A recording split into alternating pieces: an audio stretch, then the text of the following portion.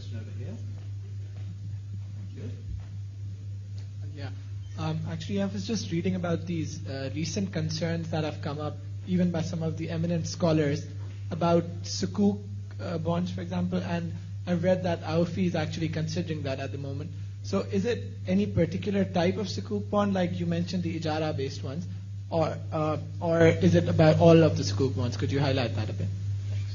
Thank you. Is there a third question? Yeah, over here. Hi. I was thinking, since a lot of Islamic finance products have similar net payoffs to conventional finance products, and also you can't rely on petrodollars forever, how would you think Islamic banks would grow in the future? Thank you. Well, let's take one more up the back.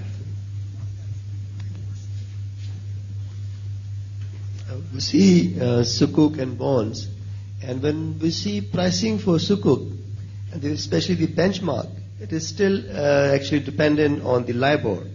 When we talk about a sukuk and we say LIBOR plus 100 basis points, which really makes it more closer to conventional bond pricing. So do we have anything in process or research going on to develop an Islamic benchmark to actually use for pricing? Thank you. Okay, well, let's take those 4 questions. Do you want to start? Sure, I'll start and then you put the switch. I'll start and then Sheikh Nizam will kindly comment as well. As I mentioned earlier, in Islamic finance, we have both debt type instruments as well as equity investments. Now, the structure that I showed, it has a purchase undertaking in relation to a purchase of assets at maturity. That purchase of assets could be done by a third party, or it could be done by the same original seller of the assets. And the price at which those assets are purchased and sold can be set at the outset and agreed between both parties.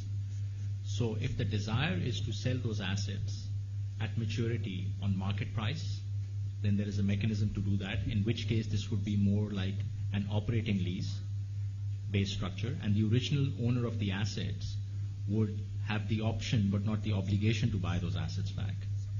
But as you're right in that the bulk of the transactions that are done on this structure, the desire from the issuer side, and that is contractually agreed between both parties, is to buy back the assets itself at maturity, because the life of those assets extends beyond the life of the lease transaction itself, and it would like to continue to retain ownership of those assets.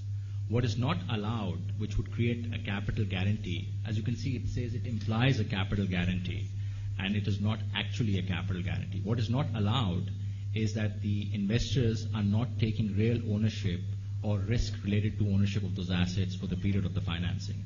So, for example, if there is a total loss of the assets or destruction of the assets, then that risk is taken by the investors during the period of the financing. And that risk is what entitles them to the return that they get from the sukuk bond itself. There have been some structures which don't have this kind of direct linkage to ownership of assets, and that goes into the second question.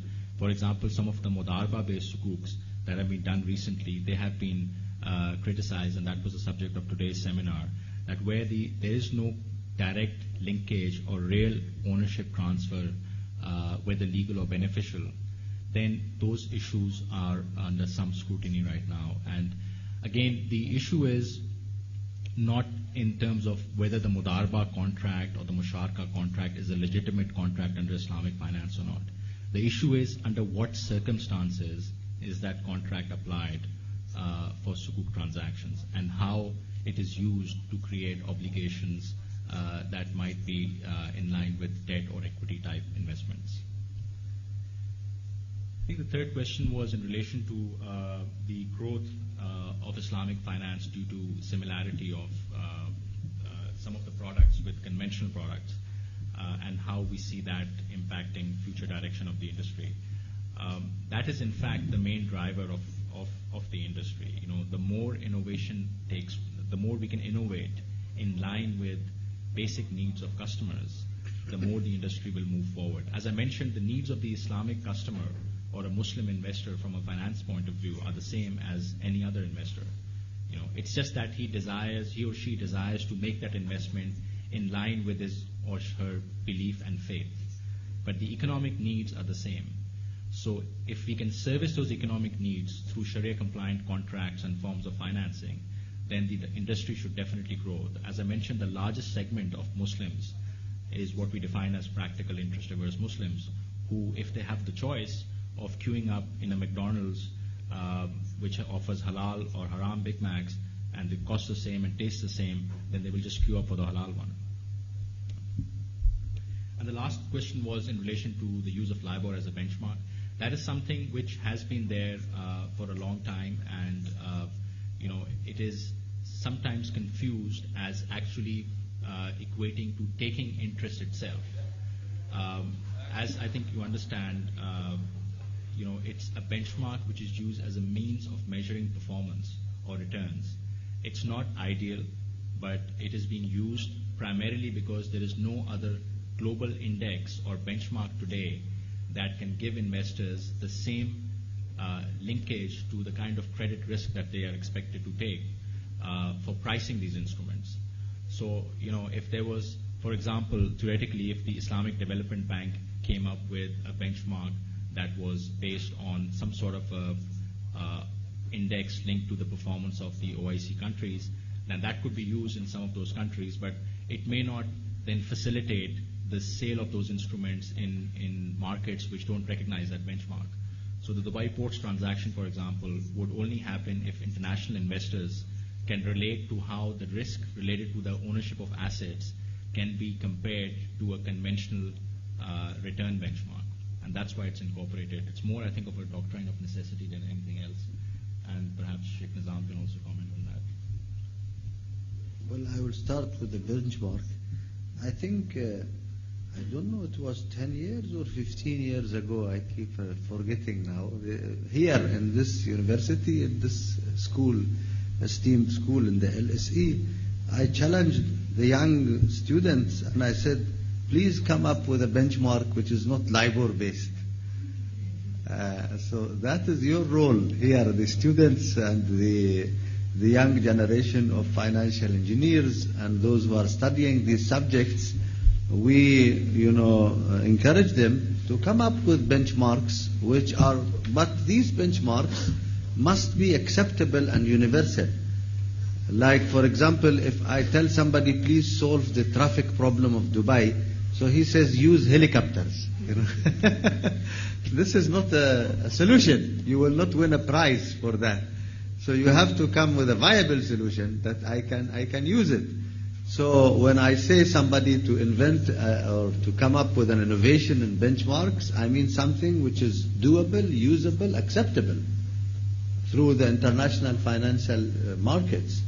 But if you come up only with a benchmark that is confined to one group or one country or one category or even one religion, the others will not accept it, and then you cannot trade with it, you cannot use it, you cannot benefit from it. So this is the challenge of the benchmarking. However, it is only as a measurement, as Brother Uthman said, and there is no harm in using a scale of measurement which societies know and accept, even though we dislike it. I have said in other places that this LIBOR is like bad, mean, ugly husband or wife. You have to live. So if you are a lady, husband. If you are a man, wife. So you have to live with her because you have children, or with him because you have children. So, but what you can do? You have nothing, you have no choice, although it is disliked. So it is disliked, but a person cannot let go for many reasons. As with regard to the issue of capital guarantee, the questioner asked about whether that will turn it into a debt instrument. The capital guarantee is not the proper word to use in